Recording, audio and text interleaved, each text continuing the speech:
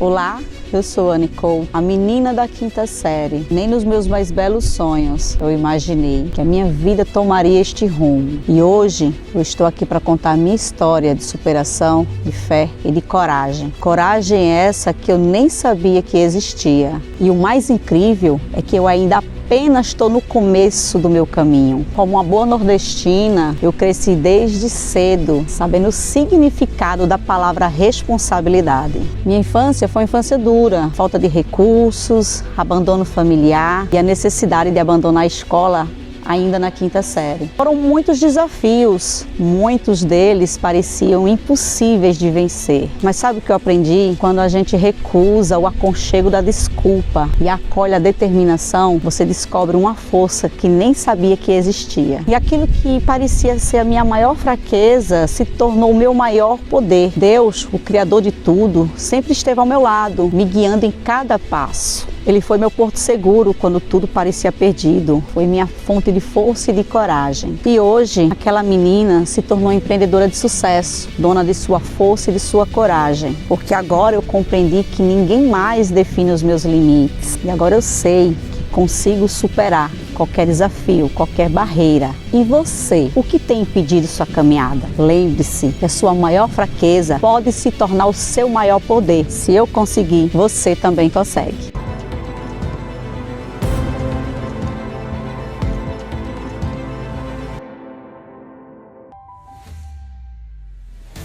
Olá pessoal, bom dia, boa tarde, boa noite. Está no ar mais um CoutoCast. E hoje eu tô com o episódio 2 sobre o nosso tema finanças, gestão empresarial e tal. E aí vocês sabem, né, que agora nós estamos com um novo formato e nós estamos mais uma vez aqui com a Lisandra Souza, ela que é profissional da área contábil e na área fiscal. E hoje nós vamos falar sobre o quê? Sobre gestão de lucros, sobre Prolabore, sobre custo fixo e variável, sobre toda aquela situação que muitas vezes a gente mete os pés pelas mãos e acaba prejudicando a saúde financeira do nosso negócio. Lisandra, bem-vinda mais uma vez. Mais uma vez aqui com você. Episódio 2 do CoutoCast para trazer para essa galera aí, realmente assim, ó. Opa, peraí, é sério? Esse dinheiro não é meu? Esse dinheiro é da empresa? Quantos por cento eu posso utilizar? É sobre isso que nós vamos falar hoje. Manda aí seu olá para o pessoal. Olá, pessoal. Mais um prazer estar aqui com a Anne, tendo essa oportunidade de esclarecer para vocês empresários que estão empreendendo, tirando as dúvidas de vocês de maneira muito clara e objetiva, né? O mais prático possível para que vocês possam entender o que de fato é empreendedorismo. Exatamente. Porque assim, pessoal, empreender não está relacionado a apenas você montar um negócio em si, mas está muito mais relacionado a gerir esse negócio, fazer com que o seu negócio ele cresça, porque crescer é diferente de você manter. E aí, para você crescer e manter, você precisa ser um bom gestor. Como eu falei no episódio anterior, eu trago isso para minha vida, tá? Se eu não sou muito boa na parte de gestão financeira, eu vou lá e procuro um profissional. E hoje, o episódio 2, mais uma vez aqui com a Lisandra, um patrocínio também da Planeta Contabilidade, tá certo? Da GS Distribuidora e da Arte Modular e também o apoio do Instituto Arte da Fé. Então, você que está acompanhando agora, vai lá, ó. Não assinou o canal, não foi? Então, corre lá, assina o canal, ativa as notificações, deixa lá o seu like e compartilha para todo mundo, porque a aula de hoje, o episódio de hoje, promete. O capítulo de hoje promete tirar todas as suas dúvidas sobre como você não quebrar o seu negócio. Como você falou, é um aulão, viu? Um verdadeiro aulão. Pois é.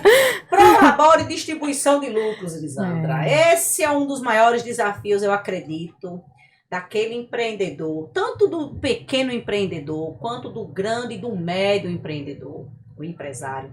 Na hora de manter o teu negócio, manter a sua saúde financeira no lugar. Vamos falar um pouco sobre isso? Vamos sim, Anne. Como você falou, a pessoa tem que entender que ela não está abrindo apenas um CNPJ, ela está abrindo uma empresa. Ela tem que aprender a gerir os seus números. E aquilo que você não consegue medir, você não consegue gerenciar.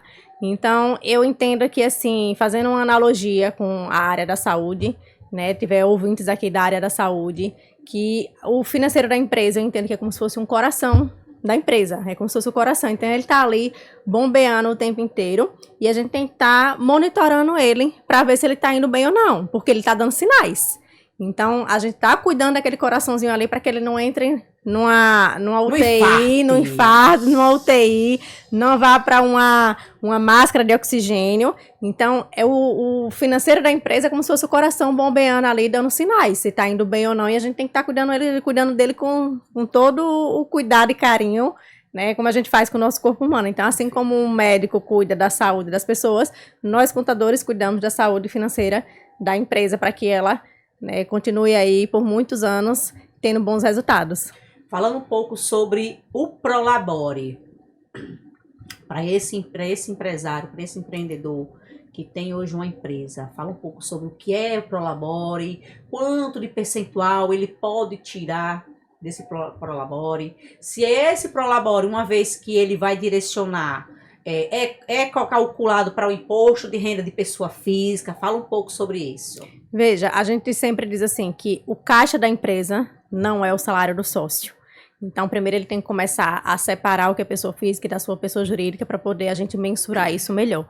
Então, o sócio da empresa, o dono da empresa, ele é como se fosse um funcionário da empresa. Ele trabalha para a empresa na parte de gestão, né, na parte gerencial, mas ele é um funcionário da empresa.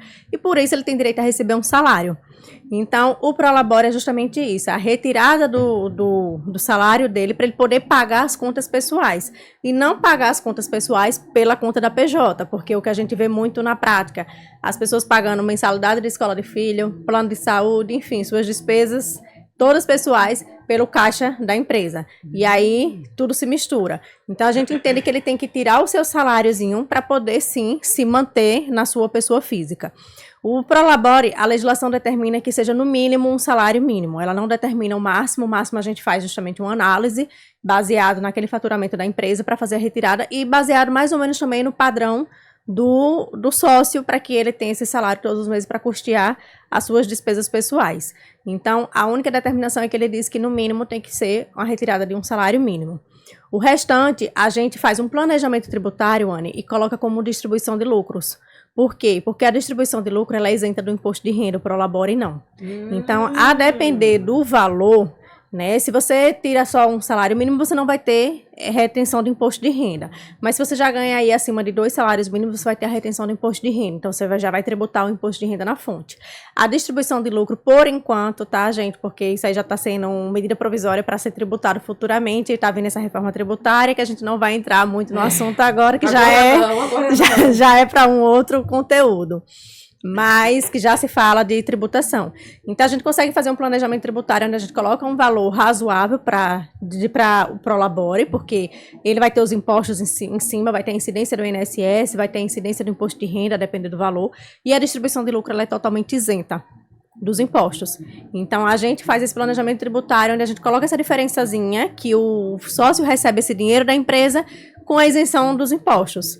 Então, por isso a importância da gente estar sempre acompanhando a empresa, porque a gente faz todo esse planejamento tributário, ajudando em prol de favorecer o empresário. Aí, nesse caso, o Prolabore, para quem é aquele sócio SLU, como é que funciona? Porque uma vez que ele é um sócio, né, da empresa, tá desvinculado, né, a questão, como a gente falou no episódio anterior, né, a questão dos patrimônios, né? Ele tira, no caso, ele recebe, no caso de Prolabore, um salário mínimo, mas esse vamos supor que ele vai ter uma renda maior. Aí é onde entra a distribuição de lucro. A gente justamente não coloca, porque imagine, se a gente for colocar, vamos supor aqui, eu tenho um custo, né, mensal de 6 mil, 10 mil reais. Sim. Não tem como colocar isso tudo como Prolabore, porque realmente a empresa também às vezes não tem nem como se suprir com essa retirada alta todos os meses. Sim. Então, a gente tem que tomar cuidado realmente para fazer essa análise, porque além da tributação ficar muito alta, de imposto de renda e de INSS, a empresa às vezes não comporta fazer essa retirada. Então, a gente faz o trabalho contábil para ver o que sobrou da empresa, né, o lucro da empresa, e faz essa distribuição do lucro para o sócio, para ele poder fazer essa retirada com a isenção dos impostos. Perfeito, perfeito. Aí, no caso, Lisandra, o porquê que na distribuição de lucros, eles não têm, no caso, eles não têm essa questão de tributação? Então, isso aí é determinação do governo, que ele decidiu que a distribuição de lucro, por enquanto, não tem a carga tributária da incidência do imposto de renda. Então, a gente se aproveita dessa brecha na legislação para poder beneficiar os empresários nesse sentido. Então, a gente pega um valorzinho lá para a Prolabore e o restante a gente discrimina como distribuição de lucro para realmente aproveitar a questão de planejamento tributário, se beneficiar desse favorecimento mesmo. Nesse caso, Lisandra, para essa prática hoje, o que é mais coerente seria para aquele empreendedor, aquele microempresário que está dentro do Simples, né? Porque o MEI, eu acredito que... o MEI já não usa muito essa questão, muito, até né? porque o MEI não tem muito controle de nada disso, né? De fazer todo esse controle dessa parte de finanças, de separação, de retirada de Prolabore. Aí isso aí a gente já usa realmente para uma empresa normal do regime do Simples Nacional para cima, já. Pronto. Aí, no caso, para esses profissionais, prestador de serviço, por exemplo, como é que é feito aí todo esse mapeamento, todo esse planejamento, para que ele também não... Porque acho que vai ter um teto também, né? Na verdade, Anne, a regra do Prolabore, ela se aplica geral. Ela não tem especificidade de tipo de atividade ou de tipo de ramo. Certo. Ela é uma regra mais genérica, ela atinge qualquer atividade. Então, você abrir uma empresa, você já pode fazer a retirada do seu Prolabore, certo? Então, não tem nenhum impeditivo. Eu estou perguntando isso porque como existem os tetos das categorias, isso, né? Então, vamos supor, tem aquele prestador de serviço que ele tem um teto X daquela categoria, mas ele está fazendo uma declaração, uma retirada de Prolabore de um salário mínimo. Pô, não faz muito sentido. Isso. Entende? Então, tudo isso é interessante a gente estar abordando. Por quê? Porque dentro dessa prestação de contas, o governo, como a gente falou no episódio anterior, ele não deixa passar nada. Né? Então, por isso que a gente vê mais ou menos uma coerência. Eu sempre peço para o empresário fazer um levantamento de quanto é que ele precisaria mais ou menos para se manter como pessoa física. Ele precisa de 3 mil, né, um pouquinho mais, então a gente coloca, né, um salário de 3 mil, 3.500 para pelo menos ele suprir o básico das despesas pessoais dele. Então, a gente faz esse planejamento nesse sentido, de pedir para fazer o levantamento, para a gente ter mais ou menos uma noção do que é que ele gasta como pessoa física e a gente fazer realmente Prolabore para essa retirada fixa, porque ela é fixa, ela é mensal. Então, diferentemente da distribuição de lucro, o Prolabore ele não pode ficar variando. Tipo, um mês eu decido que vou tirar um salário mínimo, o próximo mês eu vou tirar 5 mil. Isso aí é distribuição de lucro. O Prolabore, se eu determino que é 3 mil, ele é 3 mil constante. É como se ele fosse um salário fixo, um funcionário fixo da empresa, né? Isso, ele, olha, fixo. Nesse caso, por isso Lisandra, que a gente faz esse estudo, assim, para já determinar uma média, porque eu não tenho como ficar dizendo, olha, hoje eu quero tirar 3 mil, amanhã meu Prolabore vai 3.500, depois vai ser 4 mil, depois baixa para 1.000. Não existe essa variação. Então, fica determinado o fixo, o salário mínimo, para dentro dessa variável é onde vem o lucro para poder ele complementar. Isso. E quando vai se fazer a declaração, no caso, para a empresa? Porque, por exemplo, o faturamento, a empresa, no caso, né, ela paga de acordo com o faturamento. Na hora de fazer essa prestação de contas para a União, né, para a Receita, como é que isso fica discriminado? Então, porque a declaração de imposto de renda da pessoa física, ela é diferente da pessoa jurídica. Isso. Por isso mesmo que a gente faz essa média para determinar o Prolabore e a diferença a gente coloca como distribuição de lucro, porque assim, se for uma pessoa que é uma pessoa física que ela tenha comprado muitos bens, de onde veio esse dinheiro? Um Prolabore de um salário mínimo não vai suprir. Mas aí, a depender como a gente faz a contabilidade, a gente consegue ter esse controle e a gente faz uma distribuição de lucro com valor maior. Então, vamos supor que no mês ele conseguiu, no ano ele conseguiu tirar uma média de 10 mil de distribuição de lucro. Então, ele não tinha uma renda de um salário mínimo. Ele tinha uma renda de 10 mil reais, porque foi do lucro da empresa que ele recebeu. Ele, como sócio, tem direito a receber aquele lucro, né? Então, a gente tem como justificar, na declaração de imposto de renda, esse recebimento de uma maneira econômica, porque aí 10 mil não vai ser tributado, a gente só informa, é a título de informação. A título de informação. Mas não de tributação. No caso, você falou agora sobre um ponto que é interessante a gente falar sobre patrimônio, né? Aquele empreendedor, ele adquiriu um patrimônio, né? Sendo que esse patrimônio foi adquirido com o lucro, né? Com a questão dos lucros da empresa. Da distribuição de lucros. Quando ele vai declarar aquele patrimônio, ele declara como pessoa física. Nesse caso, Lisandra, é interessante que ele faça essa aquisição desse patrimônio como pessoa física, como pessoa jurídica, até para poder na hora de declarar. Fala um pouco sobre isso. Depende muito, viu, Anne? Porque, assim, às vezes quando você vai comprar algum carro, ele tem alguns descontos como pessoa jurídica. Então, tem gente que às vezes prefere colocar um carro em nome da PJ, porque ela consegue alguns descontos, alguns benefícios como PJ. Plano de saúde como pessoa jurídica é mais em conta. Sim. Então, às vezes você consegue ter algumas despesas da pessoa física na pessoa jurídica por questões econômicas. E aí, nesse caso, você não vai declarar na pessoa física, porque ele está em nome do seu CNPJ. Que, entrando aí nesse adendo aí que você falou, já que a gente saiu recentemente do período de declaração de imposto de renda, uma das coisas que a gente alerta muitas pessoas é isso, porque as pessoas fazem o seu plano de saúde em nome do CNPJ por ter os descontos, a ser mais barato, e aí depois quer declarar como despesa na declaração da pessoa física. E não pode, porque quando for cruzar, a Receita vai ver que ele está vinculado a um CNPJ e não ao seu CPF. E aí você pode cair na malha fina, ficar retido em malha fina. Aí você vai dizer, Lisandra, mas aí eu pago do meu dinheiro da pessoa física. Aí você vai cair em malha e aí você vai ter que, né, talvez pegar todos aqueles comprovantes para dizer que realmente saiu da sua conta da pessoa física e aí entender que o auditor entenda isso. Que mesmo estando em nome do CNPJ, está saindo do seu CPF. Foi interessante você trazer esse ponto, Lisandra, porque é uma prática muito comum, certo, dos empreendedores, inclusive... até dos consultores de plano de saúde, eles nos abordam, eu recebo diversas abordagens, né, vendendo essa ideia, né, do plano de saúde, pessoa jurídica e tal. E essa questão realmente, ela é muito interessante a gente falar sobre isso, por quê? Porque às vezes a pessoa cai na malha fina e não entende o porquê. Por quê? Porque ela entende que está pagando pela pessoa física, mas ele está vinculado ao CNPJ. Nesse caso, ele não teria dedução. Não teria dedução. Então, assim, às vezes é uma economia que você está tendo, mas ela passa a ser uma despesa indedutível nesse caso, porque ele não pode entrar na sua pessoa física, porque ele está vinculado a um CNPJ e não ao seu CPF. Então, tudo é cruzado, né? Quando a gente fala, quando a gente fala de cruzamento, é porque o governo está cruzando para ver se as perninhas estão casadas, né? Então, vai ficar uma perninha solta, porque ele vai ver que tem um CNPJ que não está vinculado ao CPF. Então, cadê a perninha aqui para poder casar a informação? Não casa. E aí, então, nesse caso, quando é aquele empresário, né, aquele empresário individual, no caso, ele tem um CNPJ, ele vai ali, contrata o plano de saúde pela pessoa jurídica, né, mas quem usa é a pessoa física, obviamente. Na hora de fazer essa declaração, ele declara como pessoa jurídica.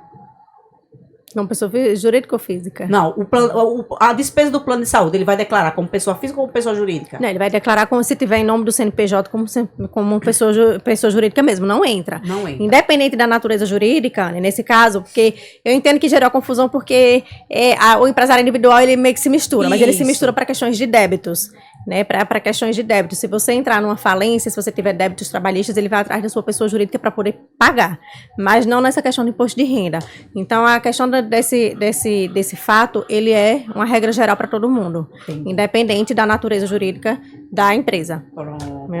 Porque é como fala, é como disse, são informações que complexazinhas e muito minuciosas. E como é muito comum, né, como a gente falou, pela questão do desconto, né? Não, pelo CNPJ... Isso é uma dúvida muito comum, né? Então é muito comum que as pessoas elas cometam aí esses deslizes, por aqui que a gente já falou no episódio anterior, falta de informação. Falta de informação, de clareza, né? Porque como você disse, porque na cabeça dele ele entendeu que ele contratou pelo CNPJ, mas ele está usando como pessoa física, então ele acha que realmente pode se misturar. Mas a gente tem que entender que o que está no CNPJ tem que ficar no CNPJ, o que está no CPF tem que ficar no CPF. E outro detalhe interessante, né, que como pessoa física você tem a dedução, como pessoa jurídica não. Perfeito.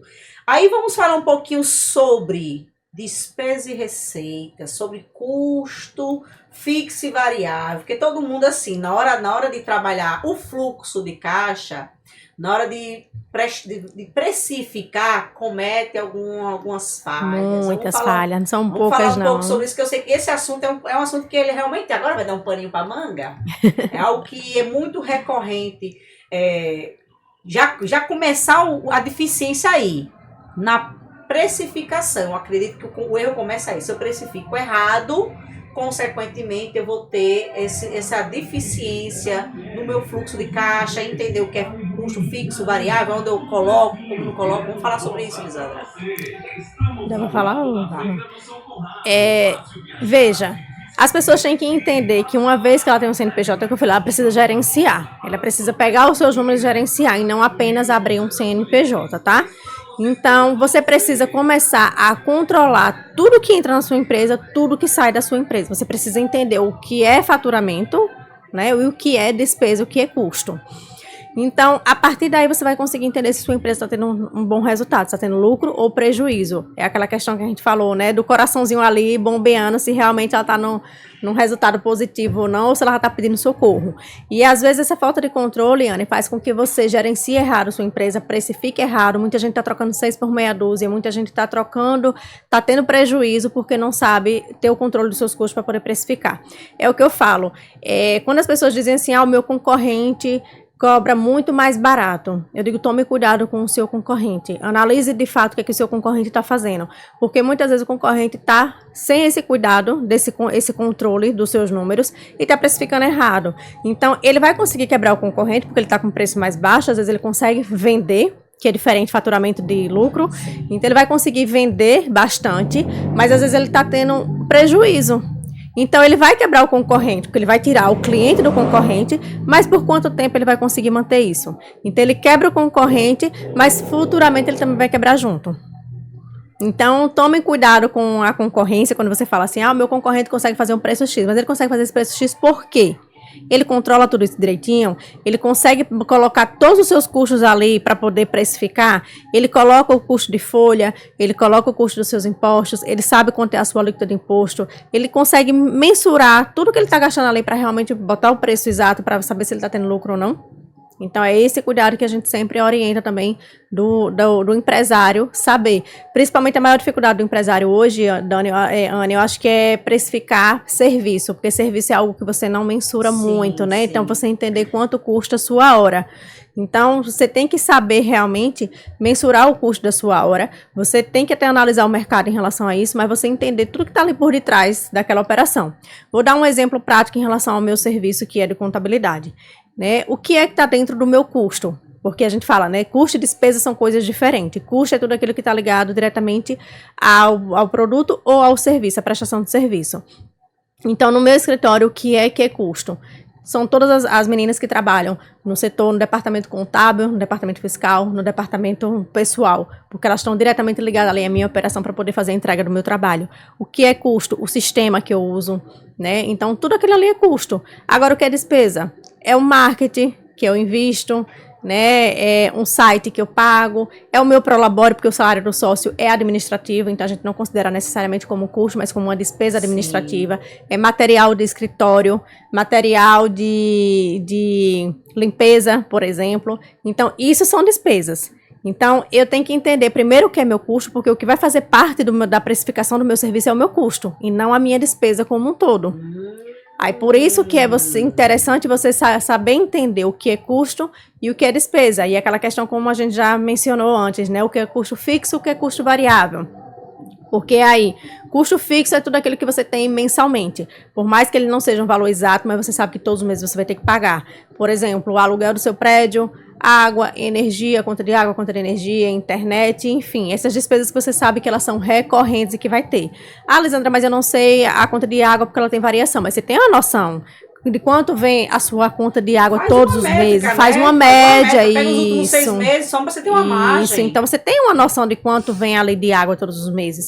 Então você não tem como deixar o seu estabelecimento sem água. Você não tem como deixar o seu estabelecimento sem energia, sem internet, sem sistema. Então, você já sabe que aqueles custos ali são fixos. E aí, isso é até interessante, porque você tem que entender que sua operação, faturando ou não, você vai ter que ter aquele dinheiro ali para poder suprir esses custos, porque a sua empresa tem que se manter.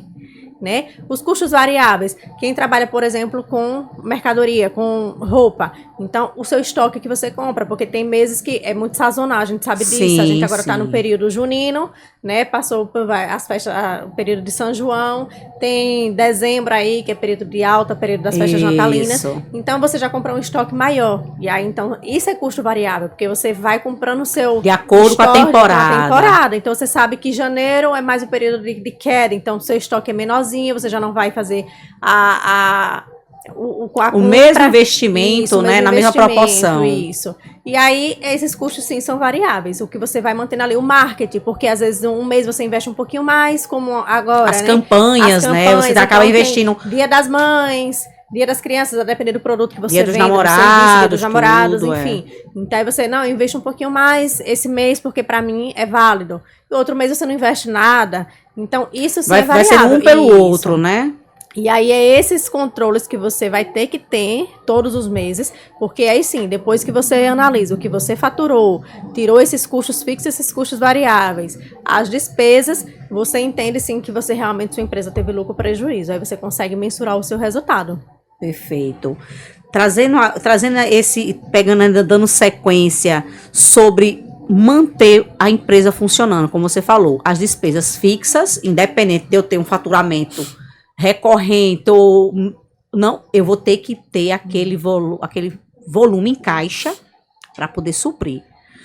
Falando agora então de fundo de reserva, para que as pessoas elas entendam que existe aquele fundo de reserva. Inclusive eu ensino muito, né, nas minhas consultorias. Você tem um fundo de reserva de pessoa física, de pessoa jurídica.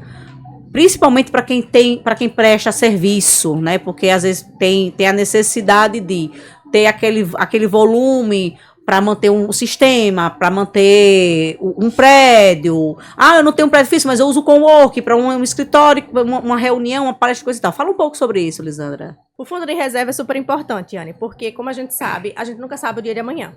Né? Nós que empreendemos, a gente tem uma renda muito variável, ela não é fixa, ela é muito sazonal, principalmente depende de temporada.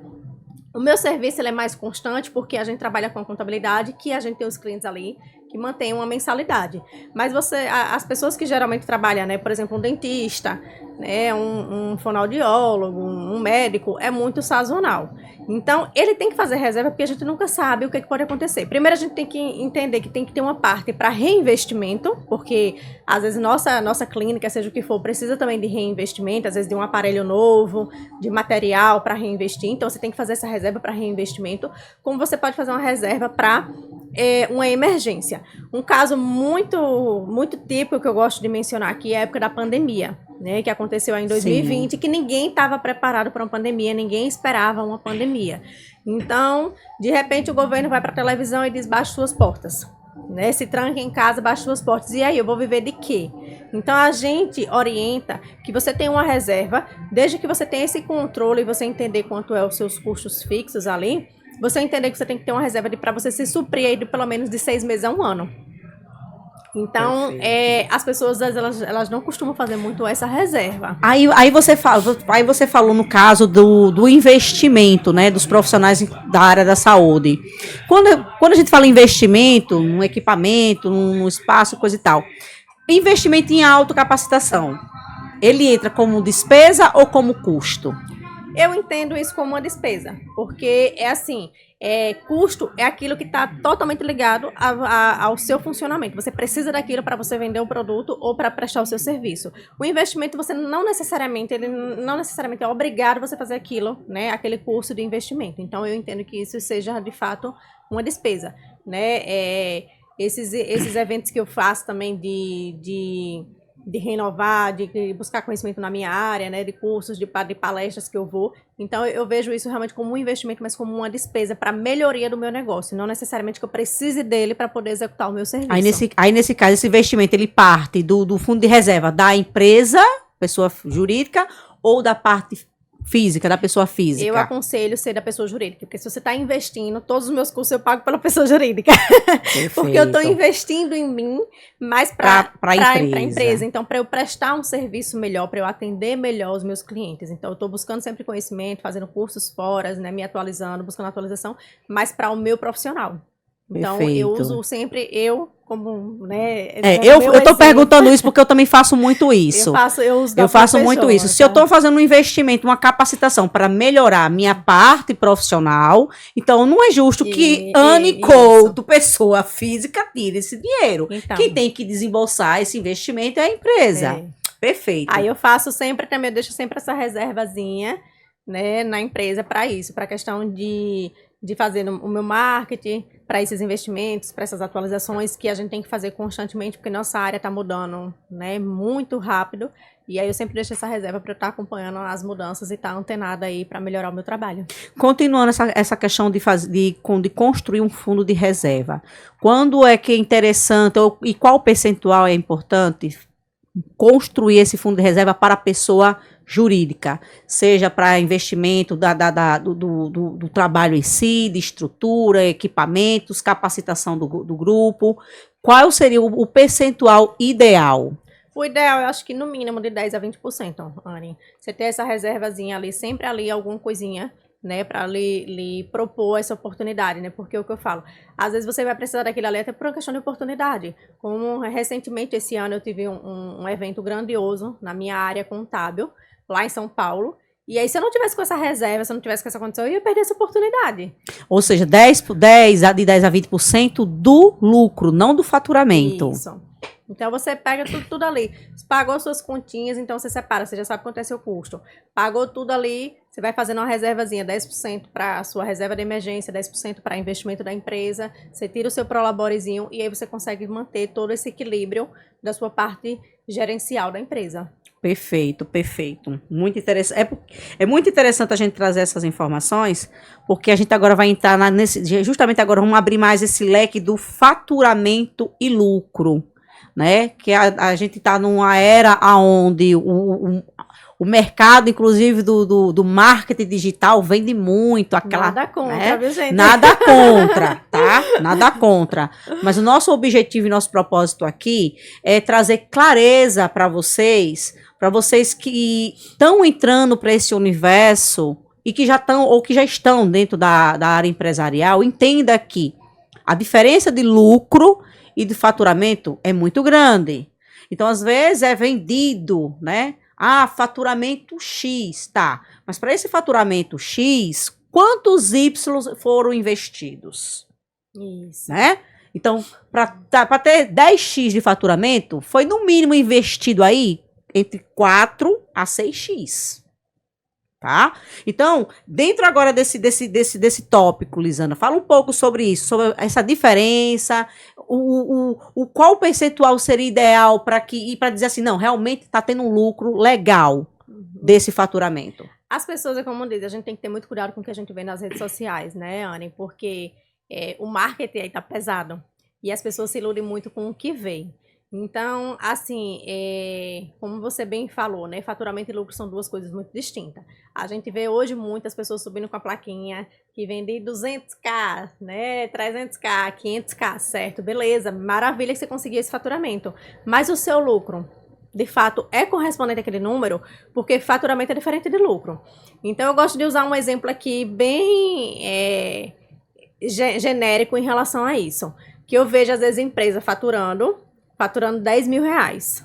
E ela tem um custo de 5 mil. O lucro de 5 mil reais. E tem empresa que às vezes, né, levanta sua plaquinha que faturou 100 mil, mas está tendo um custo de 120. Então ela está tendo prejuízo de 20 mil reais. Então as pessoas têm que ter cuidado com esses números, porque às vezes os números é ilusório. E às vezes é aquela questão de você ver que a sua empresa está faturando bem e achar que o dinheiro da empresa é seu. E aí começa a fazer retiradas constantes da sua empresa. Não sei se vocês observam aqui, mas eu acho que talvez por ter esse olhar mais crítico, né? Eu observo muito aqui na nossa cidade que os empreendimentos abrem e fecham muito rápido.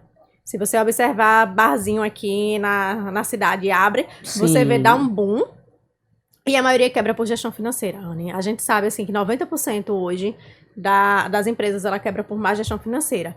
E aí as pessoas se perguntam, a gente não consegue entender como é que aquele barzinho que estava ali o tempo todo com movimentação, porque principalmente aqui na nossa cidade, quando uma coisa abre, ela dá um boom porque todo mundo é novidade, todo mundo vai para aquele lugar, sim, né? Sim. Então aquele efeito manada, todo mundo vai. Então você vê que o faturamento tá bacana. Por que ela fechou? Porque normalmente a pessoa vê o dinheiro entrando e acha que é dela. O sócio vê o dinheiro entrando e faz muita retirada descontrolada. Eu vou dar aqui exemplos muito comuns que acontecem no meu dia a dia. Já tive casos em que a empresa não ia bem e aí eles costumavam emprestar dinheiro para os familiares porque tinham necessidade. Aí eu dizia, mas a empresa não tem condições. Ah, mas eu não sei dizer não. Eu não sei dizer não. Então tirava da empresa que estava quebrada, que não estava tendo condições nem de pagar, nem de se manter, nem né? de se manter, porque só vivia, né, com os impostos atrasados, com tudo atrasado, mas entrava o dinheiro, automaticamente ela fazia retirada. E eu dizia assim, mas como é que a empresa não está tendo lucro, não está tendo condições de pagar, se eu vejo muita retirada para sua conta da pessoa física? Ah, mas é porque isso aqui eu preciso. Então, é uma necessidade que é muito complicada a gente entender, isso é muito cultural e comportamental. A gente tem que entender que gestão financeira, ela vai muito do comportamento do sócio.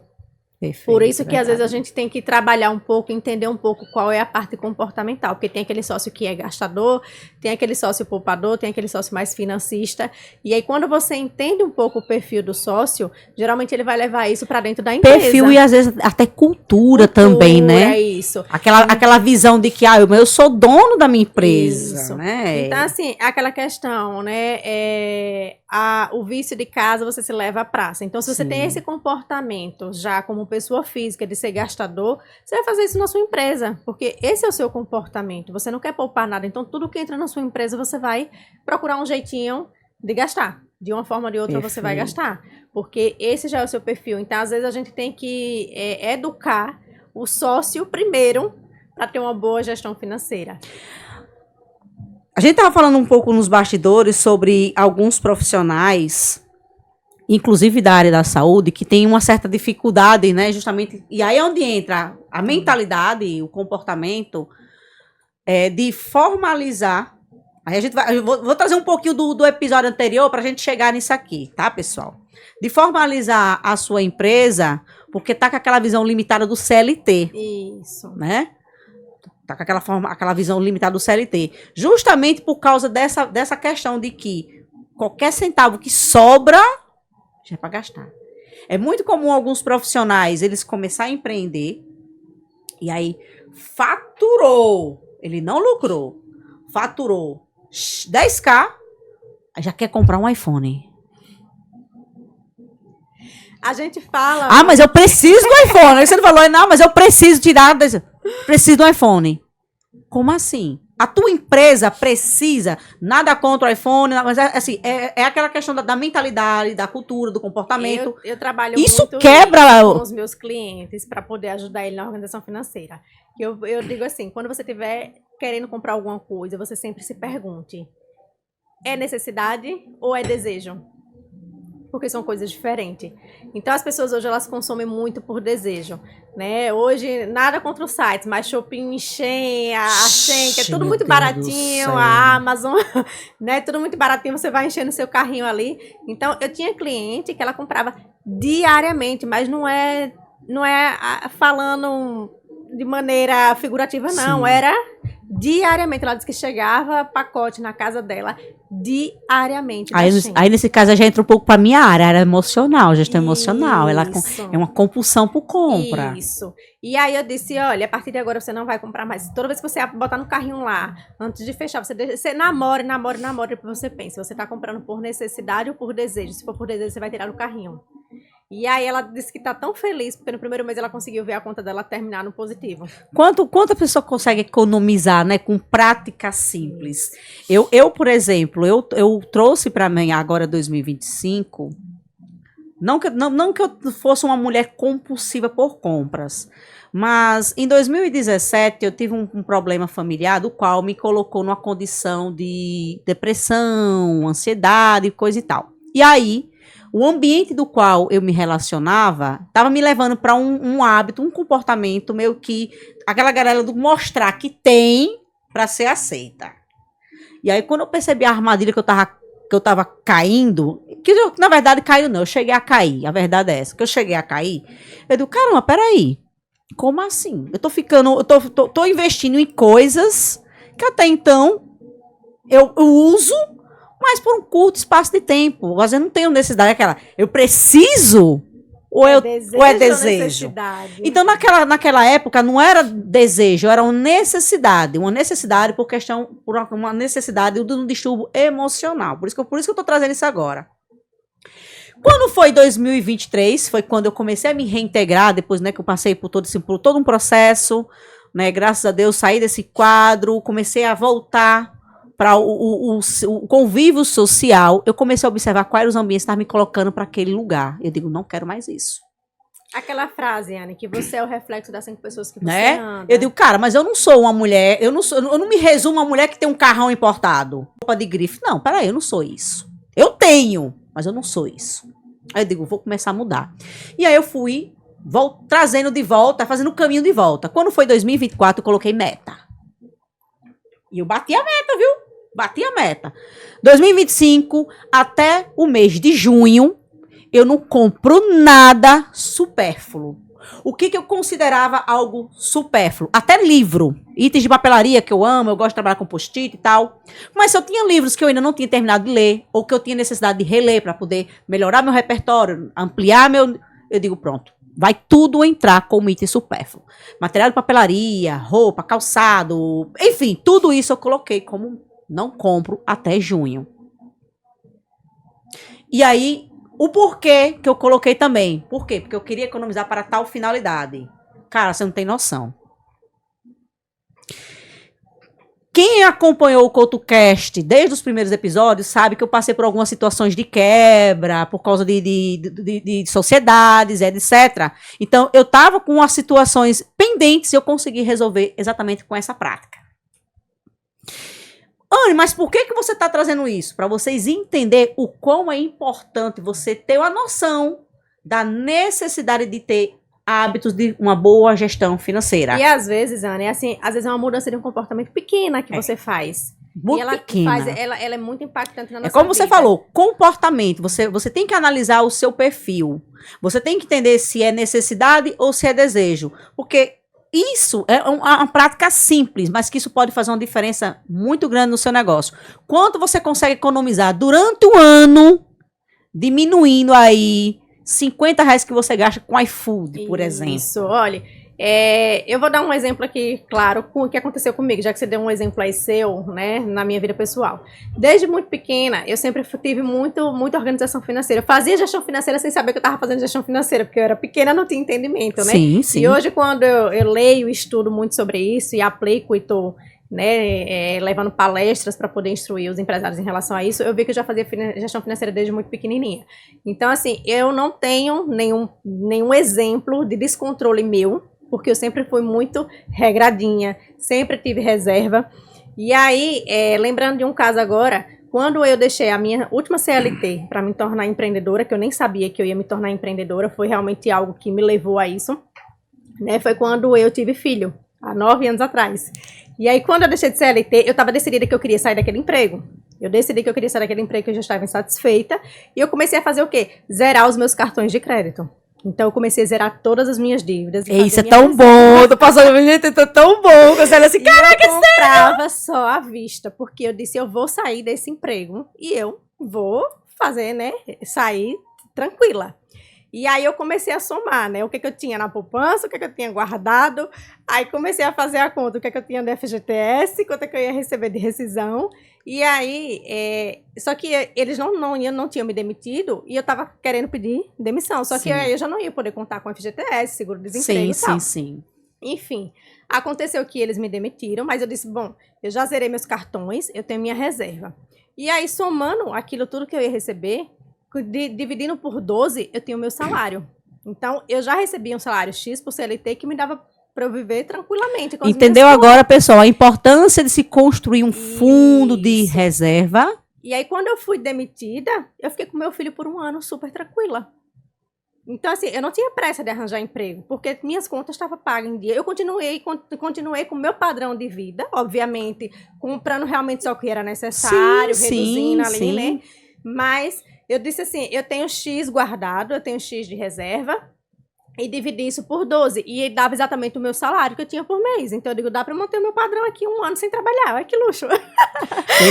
Não, e um ano sem trabalhar, sem depender do meu esposo, né? E continuando fazendo as minhas coisas, comprando as minhas coisinhas ali. E aí eu fiquei com meu filho durante 1 ano, né? Tranquilo. Depois de 1 ano, foi que eu comecei a ter a necessidade de realmente voltar para o mercado, que eu já estava me sentindo, né, ociosa em casa. E aí a reserva também já estava acabando, mas assim, foi 1 ano que eu passei muito tranquila. Se eu não tivesse feito essa reserva, como é que eu ia ficar com o meu filho com essa tranquilidade financeira? Então, bem assim, foi a questão da pandemia. Se você tinha essa reserva, você passou pela pandemia com uma certa tranquilidade. Então, é para isso que serve a reserva. Porque imagine se eu não tivesse essa reserva, a partir do momento que eu recebi a informação da minha demissão na empresa, eu ia sair desesperada. E muita gente, quando me viu, eu recebi minha cartinha, né? Que eu brinco que é a minha cartinha de alforria, né? A minha cartinha de alforria, eu saí com um sorriso de um lado ao outro da testa, porque eu ia poder cuidar do meu filho com uma certa tranquilidade, e as pessoas sem entender. Logo agora que ela teve filho, ela foi demitida, e eu tava super feliz. E ela tá feliz, né?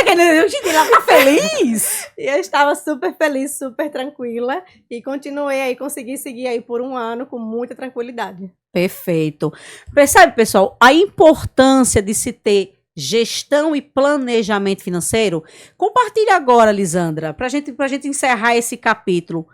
Práticas simples, dicas simples de se ter uma boa gestão financeira e do qual impacto positivo essa prática pode trazer para as pessoas, tanto na parte física como na parte jurídica. A começar, você separar a pessoa física da pessoa jurídica, que a gente já falou aqui várias vezes. Segundo, você ter todo o seu controle de tudo que entra, que a gente chama de fluxo de caixa. Você controlar exatamente tudo que entra e tudo que sai.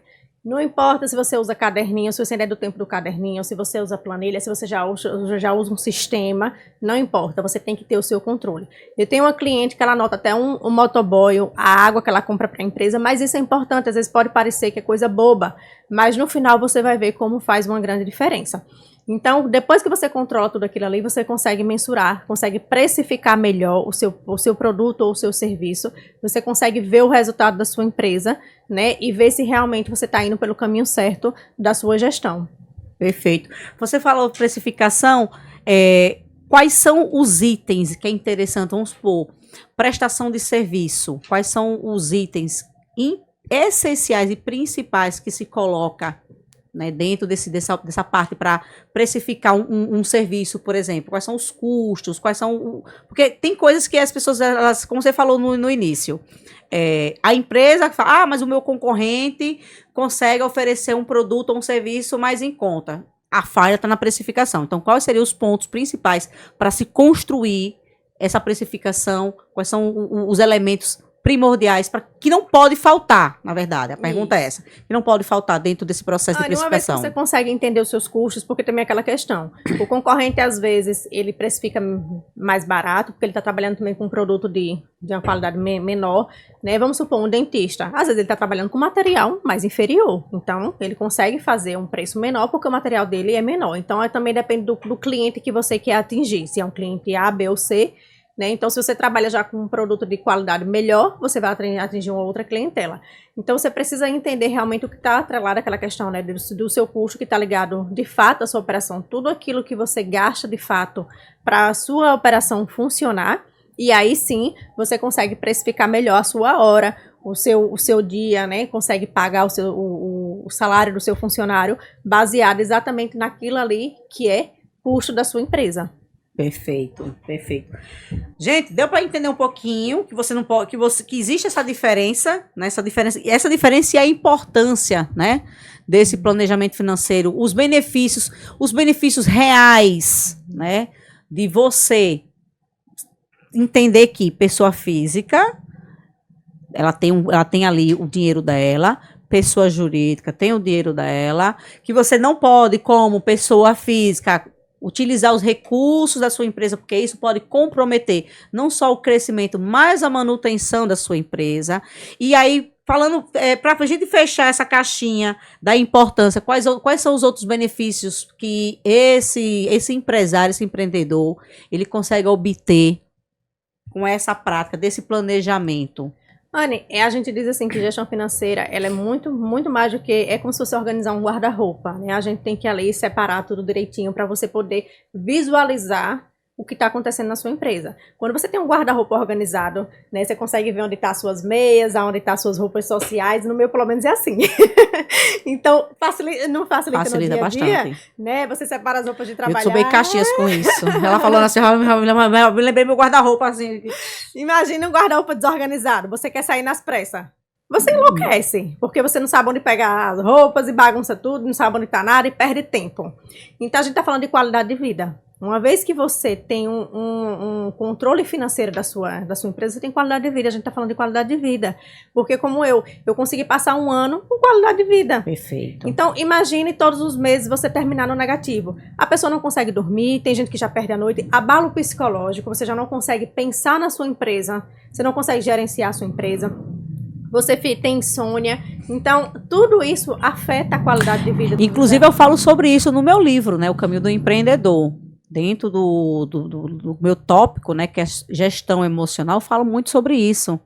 E uma profissional da área jurídica, ela me disse, Anny, eu achei interessante o conteúdo do seu livro, porque o seu livro ele traz uma abordagem e assim, a gente consegue aplicar tudo aquilo que você fala também na nossa vida pessoal. Eu disse, mas é porque todo empresário, todo empreendedor, antes de ser um empreendedor, ele é uma pessoa. Isso. Então, se ele não tiver com as suas emoções ali equilibradas, cara, desequilibra tudo. Você desorganiza tudo, você não consegue pensar. Então, a saúde financeira e a parte contábil da sua empresa, do seu negócio, é o coração, como a Lisandra falou, e faz com que você tenha realmente essa leveza para respirar. Porque, é como você falou, imagine terminar o ano no vermelho. Com a pandemia, como você citou, muitas empresas fecharam. Imagine para essas pessoas, como é que é a emoção desses empresários, dos colaboradores que tiveram que ser demitidos, não ficou justamente por um simples vacilo. Eu tenho um cliente, Anny, que diz assim, quando chega a semana de pagar folha, você desespera.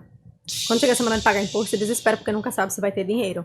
Então, assim, a gente que é empresário, como diz, empreender não é nenhum mar de rosas, a gente não tá vendendo aqui nenhum mar de rosas, é muito complexo. No Brasil, como diz, é um ato de coragem. No Brasil, a gente é guerreiro, é ousado. É um ato de coragem a gente empreender, mas que tudo é possível, desde que você esteja bem assessorado, né, e fazendo todo o passo a passo conforme a gente orienta.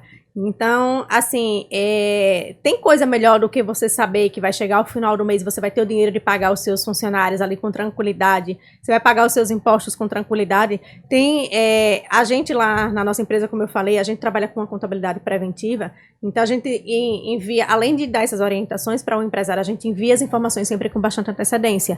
Então, o imposto que é pago no dia 20, a gente está mandando entre dia 5 e dia 10, não mais do que isso. Ou seja, se esquecer de pagar...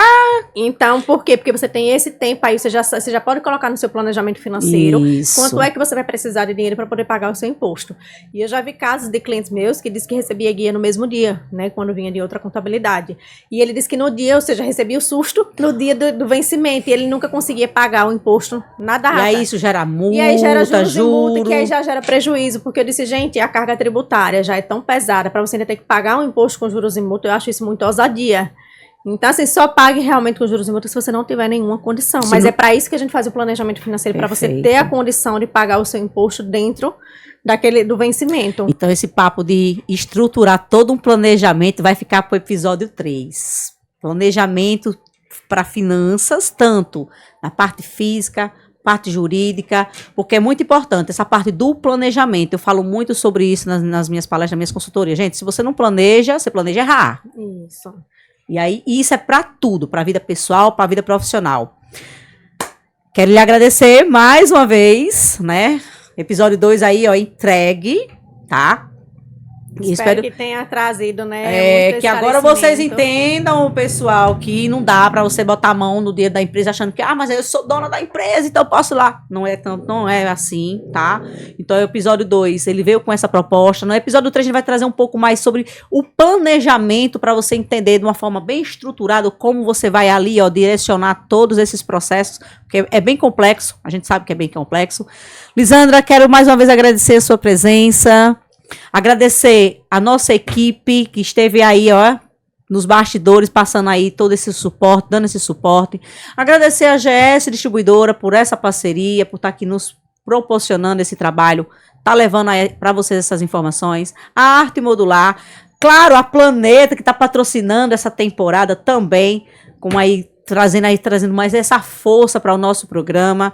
E, claro, a você que acompanhou até agora, e você já sabe, tá? Não esquece lá de assinar o canal, deixar os seus comentários, ativar as notificações, deixa lá o seu like, compartilha para outras pessoas, para que elas possam também tá tendo acesso e, claro, tirar essas dúvidas sobre gestão, finanças, contabilidade, porque a gente sabe muito bem que empreender no Brasil, como a Lisandra falou, é extremamente desafiador, mas com planejamento e uma boa orientação, a gente consegue sim manter-se nos trilhos. Lisandra, as palavras finais é com você. Primeiramente, quero agradecer aqui mais uma vez a oportunidade que a Ana aqui está me dando de trazer essas informações aí para vocês, empresários. Espero que tenha enriquecido vocês em informações, esclarecido muita coisa. Peço também que vocês sigam as nossas redes sociais, que é o @Planeta Contabilidade SE, o nosso site www.planetacontabilidadese.com.br. Lá dentro do nosso Instagram, nós trazemos conteúdo sempre, semanalmente, trazendo esclarecimentos. Qualquer dúvida, é só vocês clicarem lá no link da nossa bio, que vai diretamente para o meu WhatsApp. Vocês falam diretamente comigo para qualquer dúvida e qualquer informação. Obrigada, viu, Anny? Pois é, por nada, minha querida. Pois é, pessoal, aguardo vocês na próxima semana, no episódio 3 dessa temporada. E a gente vai aprender agora a planejar, fazer todo o planejamento. Então, ó, já vem aí com o seu papel, com a sua caneta, ou então traz ali o seu computador, com planilha, enfim. Mas vinha pronto para essa próxima aula, para esse próximo episódio do CoutoCast, onde a gente vai aprender sobre planejamento financeiro. Beijo no coração de vocês e até o nosso próximo episódio. Tchau, tchau! Olá, eu sou a Nicole, a menina da quinta série. Nem nos meus mais belos sonhos eu imaginei que a minha vida tomaria este rumo. E hoje eu estou aqui para contar a minha história de superação, de fé e de coragem. Coragem essa que eu nem sabia que existia. E o mais incrível é que eu ainda apenas estou no começo do meu caminho. Como uma boa nordestina, eu cresci desde cedo, sabendo o significado da palavra responsabilidade. Minha infância foi uma infância dura, falta de recursos, abandono familiar e a necessidade de abandonar a escola ainda na quinta série. Foram muitos desafios, muitos deles pareciam impossíveis de vencer. Mas sabe o que eu aprendi? Quando a gente recusa o aconchego da desculpa e acolhe a determinação, você descobre uma força que nem sabia que existia. E aquilo que parecia ser a minha maior fraqueza se tornou o meu maior poder. Deus, o Criador de tudo, sempre esteve ao meu lado, me guiando em cada passo. Ele foi meu porto seguro quando tudo parecia perdido. Foi minha fonte de força e de coragem. E hoje, aquela menina se tornou empreendedora de sucesso, dona de sua força e de sua coragem. Porque agora eu compreendi que ninguém mais define os meus limites. E agora eu sei que consigo superar qualquer desafio, qualquer barreira. E você, o que tem impedido sua caminhada? Lembre-se que a sua maior fraqueza pode se tornar o seu maior poder. Se eu conseguir, você também consegue.